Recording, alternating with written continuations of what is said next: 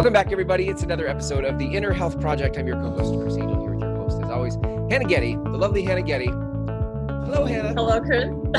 Hi, Chris. Good to see you. Good to see you. Yes, you too. We're talking about the energy of, not saying, the energy that happens, yes, when you don't say what there is to say. Right. Did I get that right? Like, how would you say that? Like when you're not speaking your truth, when you're shutting your voice down because out of fear, or you're worried about how you might make somebody else feel, and you might, it looks like you're being kind to somebody by not saying what you need to say.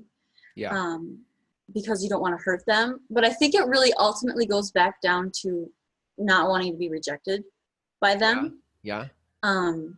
And it's good. Right. I'm fidgeting and uncomfortable in my chair even having this conversation. Really? I mean, I'm just noticing. I'm being aware. I'm being present to how I'm feeling. That's good. That's good. Keep going. Okay. So when you shut down your voice, when you shut down your truth, that it can't get out. Like you're bottling things in and you're stuffing it down. So that, for me, if I don't say something that I need to say to somebody, I feel very heavy, and there's just that flow. Like I don't feel joyful. I feel just weighted down by this thought of, why don't you say something? You need to say something. How do I say this? Like just worrying about the words that I want to say, or thinking that, well, I can't say this because of this, that, and the other. What if this happens, or what if that happens? Right. But you can't, there's endless amount of possibilities and you can't really sit there, and when you sit there and worry about all of them, you're just me going in circles. So it's really energetically draining to worry about the future. Like we really have to practice being present like you are right now and feeling how you feel. And a lot of times, like if I don't speak, I can feel like the tension in my voice, like in my throat. So there's that energy there that needs to get out.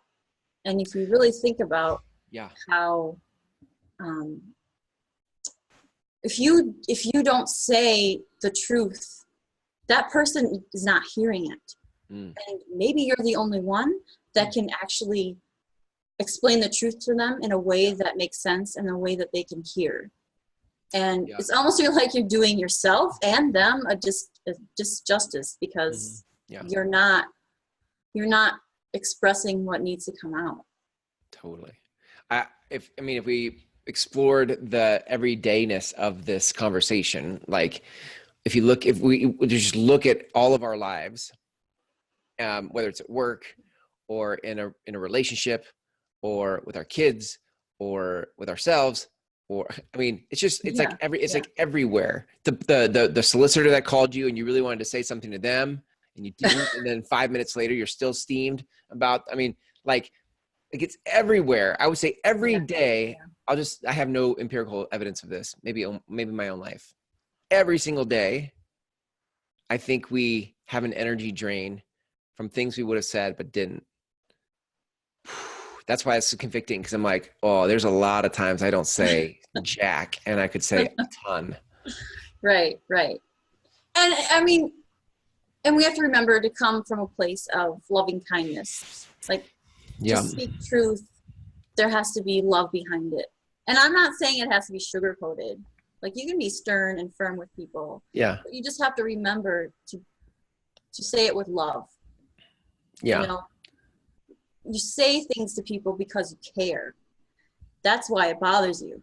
That's why it's eating at you, is because you actually care. You care about yourself and what you need in this world and what you want.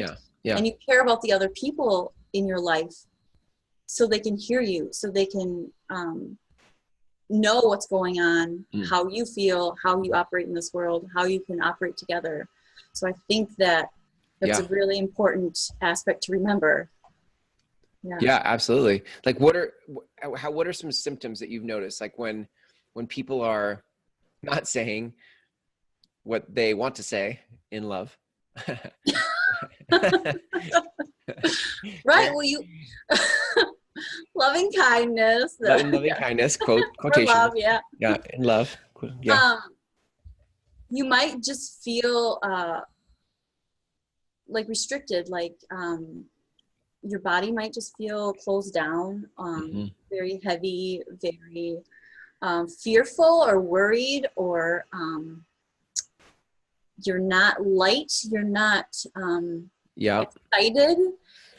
Maybe you're avoiding this person or people or situation because Uh-huh. you don't want to have conflict. You haven't said what you need to say.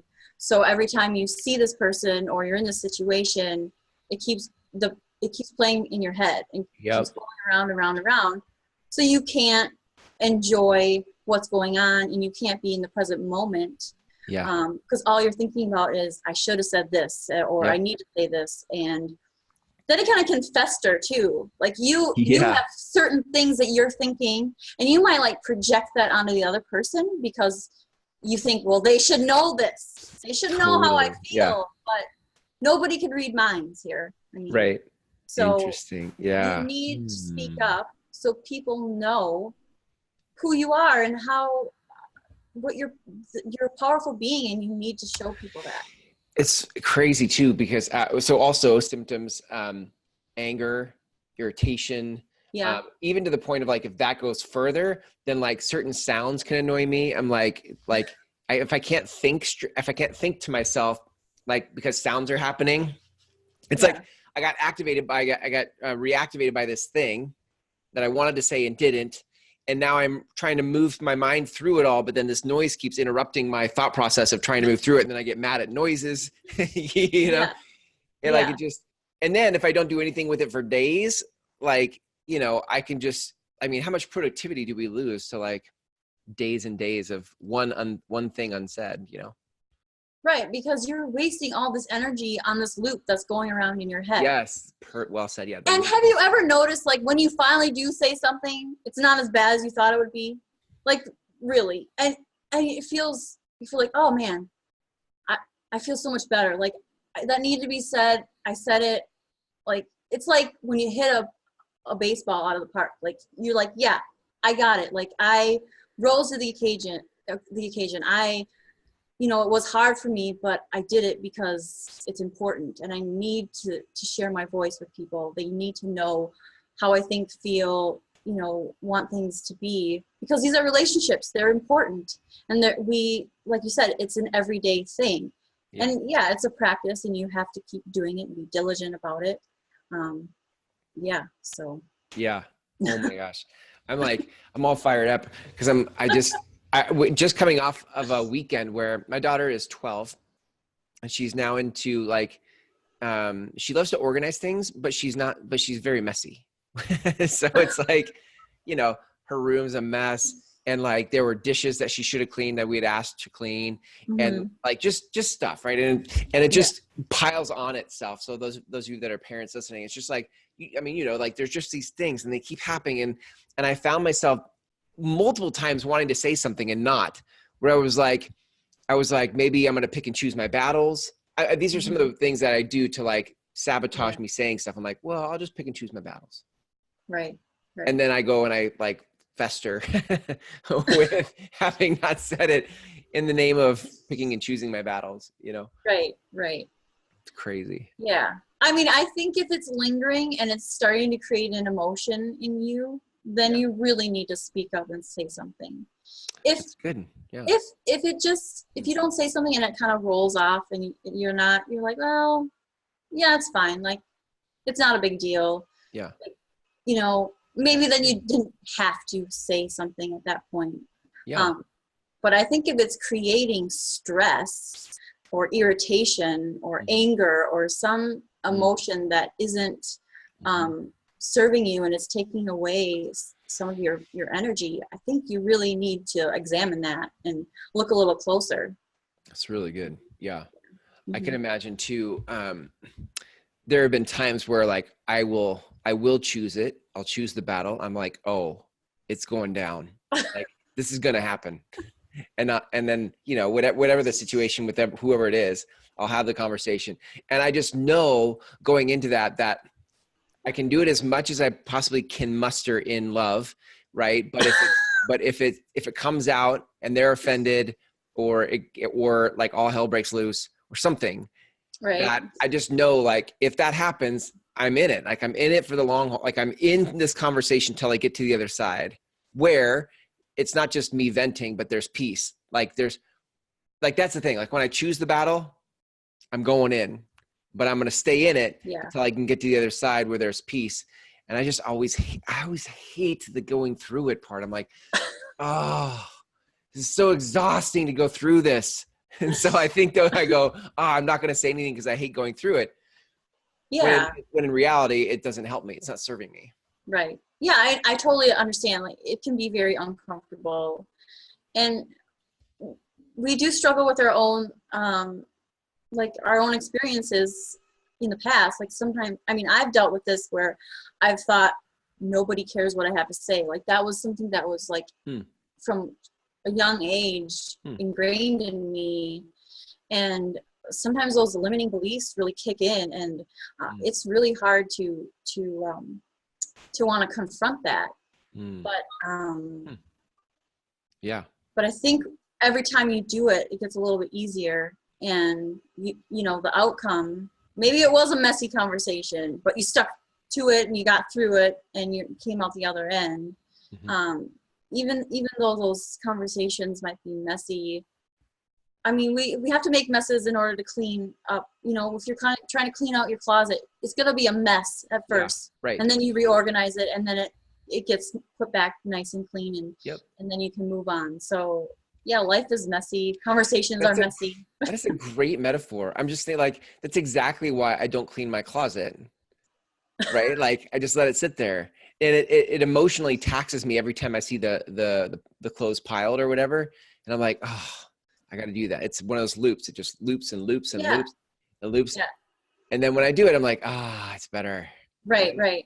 I think there's this unrealistic expectation that you only have to do your laundry once and it never has to happen again. Or you only have to have the conversation with the person once, and you shouldn't have to have the conversation ever again.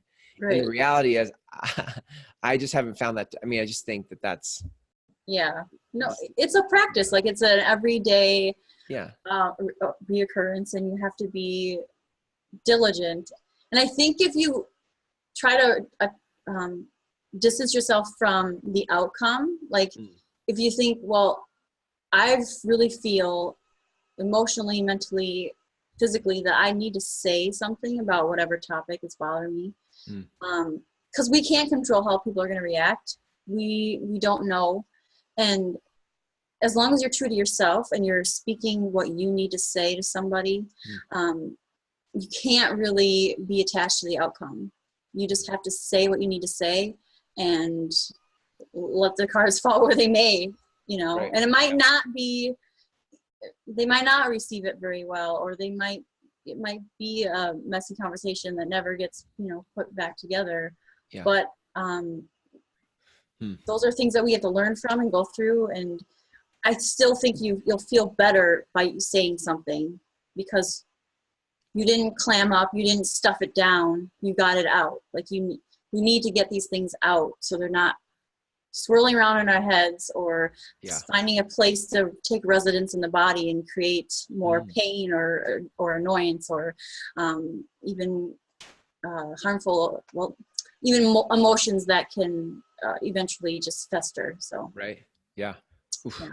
Wow, so good. What any other like pointers or last minute parts of wisdom for this conversation of not holding on to the energy of shutting up? Well, if you're wondering, like, why should I bother to even do it? Like, I don't want to confront people. Yeah. But you might not be the only one that thinks this way, that feels this way. And by speaking up and speaking truth, you give permission for other people to do it as well. Like you're being the example, you're changing the world just by being a leader in that way, and you're allowing people around you to see that you're stepping into your power, that you are being authentic. And I think that's what people want. They want you to be authentic, even if they disagree with you. At least they know where you stand, right? Yeah. I think we like to know where people are coming from, who they really are, where they stand. And if we don't hear your voice, and if you don't speak up, we have to guess. Yeah. You know? Right. So.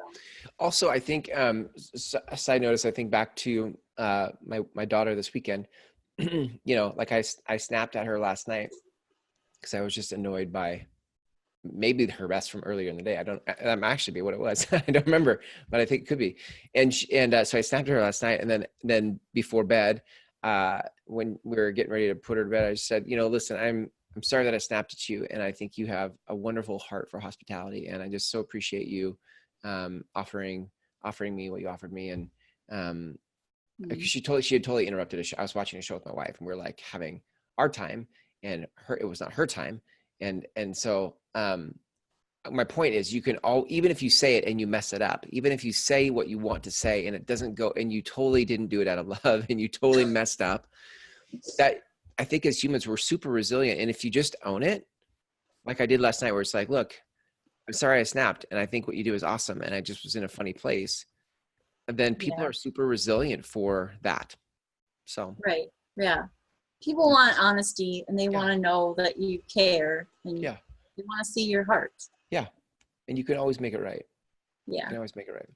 So good. So good. Thank you for, wow. Didn't expect to be as activated by that as I was. Well, thank you for sharing your story, Chris. Yes, I will always want to share my story, but only because it sets other people free to share their story. And I think that's kind of what we're up to here, right? Is people encouraging people to step out and take their own risks and own their power, and all in the name of inner health, right? Exactly. Good stuff. Well, if people want to connect with you, they love this conversation of, owning their power. They even want to own the power of their body through massage. How do people connect with you? Yes, you can go to innerhealthproject.com or search Inner Health Project on Facebook, or find me on YouTube as well. There is a Inner Health Project community group on Facebook, and you can join there and ask questions, join the conversation, and we can continue this offline as well. Love it. So good. Or online. Online and offline, especially if you're in the Minnesota area, right? You could have this conversation offline even. That would be the goal. Go get a massage from Hannah. That's what I'm going to say. Go get a massage from Hannah. All right, Hannah, good stuff. Thank you for today. And until next time, take care.